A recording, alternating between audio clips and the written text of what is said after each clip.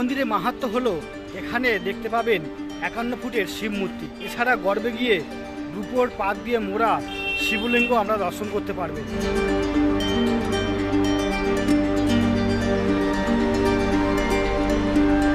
मेरा नाम सेठ बंशीधर जलान स्मृति मंदिर है। नया मंदिर के नाम से भी लोग जानते हैं। वैसे इसका बनिएश्वर महादेव बोला जाता है।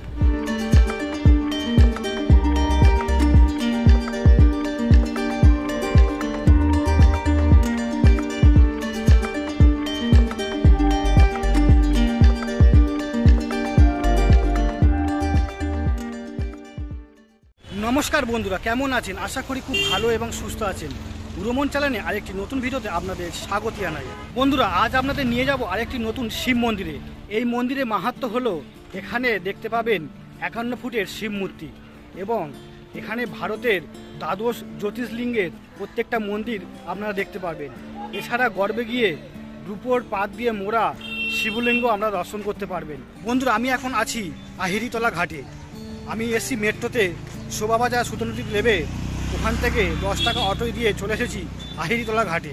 অটো এলে আপনাদের এই ঘাটের ঠিক পাশেই অটো স্ট্যান্ড, এইখানে আপনাদের নামিয়ে দেবে। তো এই আহিরিতলা ঘাট থেকে ফেরি ধরে যাব বাঁধাঘাটে।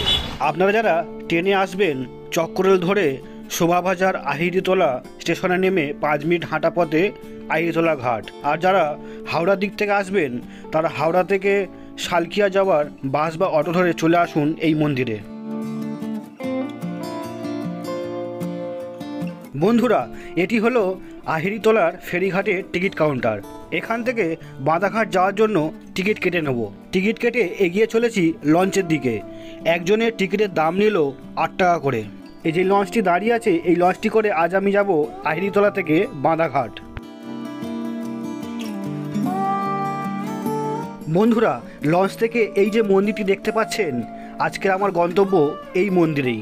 আপনারা আহিরিতলা থেকে বাঁধাঘাট যদি লঞ্চে করে যান তাহলে গঙ্গার বুকে লঞ্চে করে ভ্রমণের এক সুন্দর অভিজ্ঞতা হবে আপনাদের। চারিদিকে সুন্দর প্রাকৃতিক দৃশ্য, তার সঙ্গে হাওড়া ব্রিজের অপরূপ সৌন্দর্যের রূপ আপনাকে মুগ্ধ করবেই।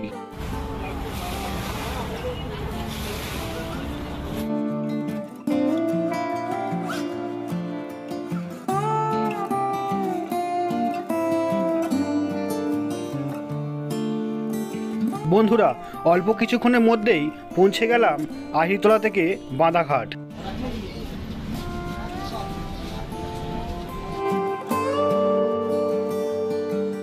বন্ধুরা, ওই যে ঘাট, আর এই ঘাট থেকে সোজা এসে আমাদের এদিকে সোজা এগিয়ে যেতে হবে। বন্ধুরা, ঘাট থেকে বেরিয়ে সোজা এগিয়ে এসে এই একটা 4 রাস্তা মোড় পড়বে আপনাদের। এই 4 রাস্তা মোড় থেকে বাঁ দিকে যেতে হবে আপনাদের এই মন্দিরে যাওয়ার জন্য। বন্ধুরা, লঞ্চে থেকে ঘাটে নেমে সোজা এগিয়ে এসে একটা 4 রাস্তা মোড় পড়বে, সেখান থেকে আপনারা বাঁ দিক নেবেন।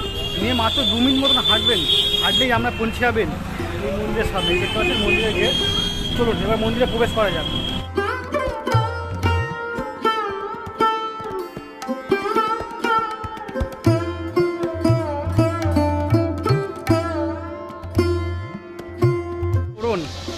আর তোরণ থেকে ঢুকেই খুব সুন্দর একটা পরিষ্কার পরিচ্ছন্ন রাস্তা এবং দুপারে গাছ লাগানো।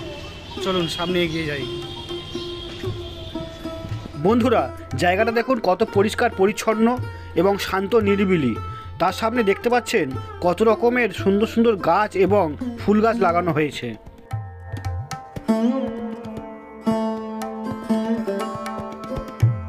আপনারা যত মন্দিরের দিকে প্রবেশ করবেন তত দেখবেন গঙ্গার শীতল বাতাস এসে আপনাদের গায়ে লাগছে।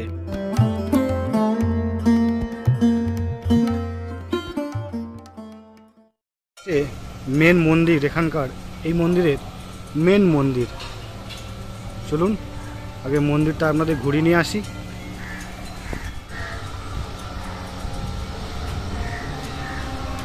একদম শান্ত নিরিবিলি, পরিষ্কার পরিচ্ছন্ন। দেখতে পাচ্ছেন মন্দিরটা খুব সুন্দর।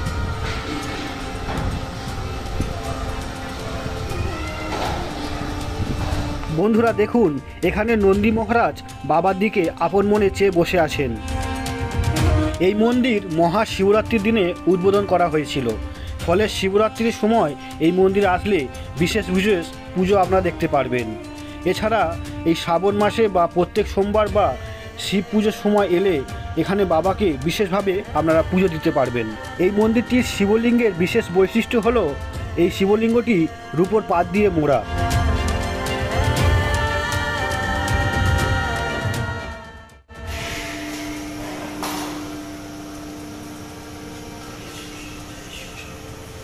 जय बाबा कैलाशपति श्री विष्णु महादेव बाबा भोलेनाथ जय बाबा भोलेनाथ। ओम नमः शिवाय ओम नमः शिवाय ओम नमः शिवाय ओम नमः शिवाय ओम नमः शिवाय जय श्री कृष्ण। এই দুপুর 12টার সময় মন্দির বন্ধ হওয়ার আগে এখানে বাবাকে আরতি করা হয়। সেই আরতি আপনাদের একটু পরেই দেখাচ্ছি।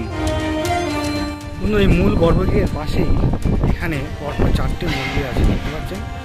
এখানে বাবা হনুমানজির মন্দির, জয় বজরংবলী। এই মন্দিরটি 5টি চূড়া বিশিষ্ট। বড় চূড়াটি শিবের মন্দির। এছাড়া আরও 4টি ছোট ছোট মন্দির আছে, যার মধ্যে বজরংবলী, সন্তোষীমা, গণেশ, লক্ষ্মীনারায়ণ ঠাকুরের সুন্দর সুন্দর বিগ্রহ আমরা দেখতে পারবেন। বন্ধুরা, মূল গর্ভগৃহের মন্দির দেখে আমরা এখন যাচ্ছি এখানকার মেন আকর্ষণ। দেখুন,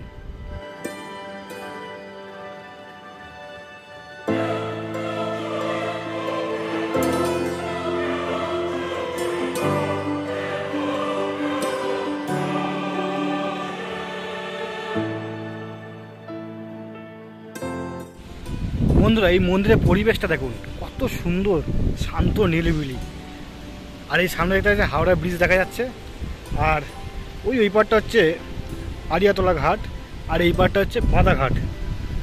আর দেখুন এই একদম গঙ্গার পাশে এই শিবমূর্তি, কি অপূর্ব দৃশ্য দেখুন। এই মূর্তিটির চারদিকে 4টে বড় মাথা এবং তার উপর আরেকটি মাথা আছে, বুঝলেন? শিবের 5টি মাথা। এখানে পরপর অনেক মন্দির আছে, দেখুন পরপর প্রচুর মন্দির আছে।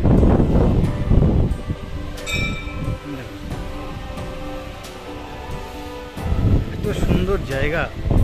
এদিক থেকে দেখুন মহাদেবকে দেখাই, এই দেখুন বন্ধুরা, এই হচ্ছে মূল মন্দির।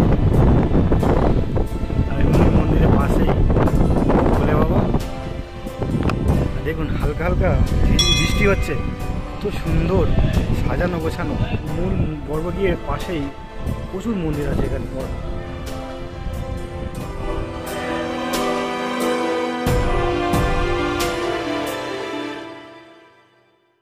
का नाम सेठ बंशीधर जलान स्मृति मंदिर है।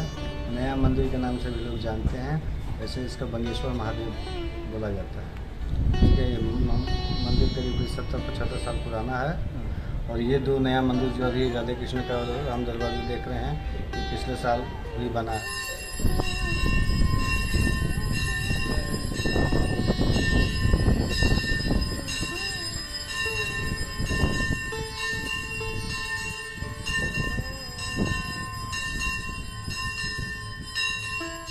এবং বাবার এখন আরতি হচ্ছে, এই আরতিটা আমরা দেখে আনি, চলুন।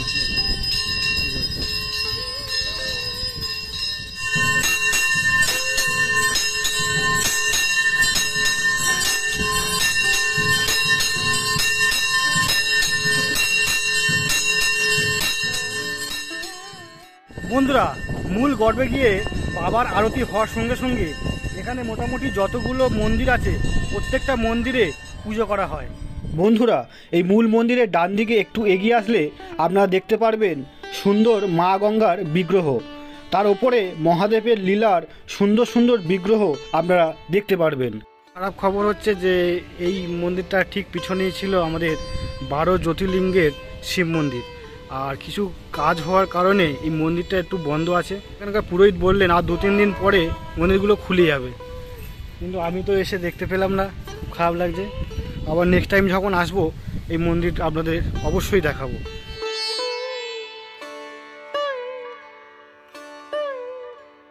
এই মন্দিরটি ভোর 4টে থেকে দুপুর 12টা অবধি খোলা থাকে।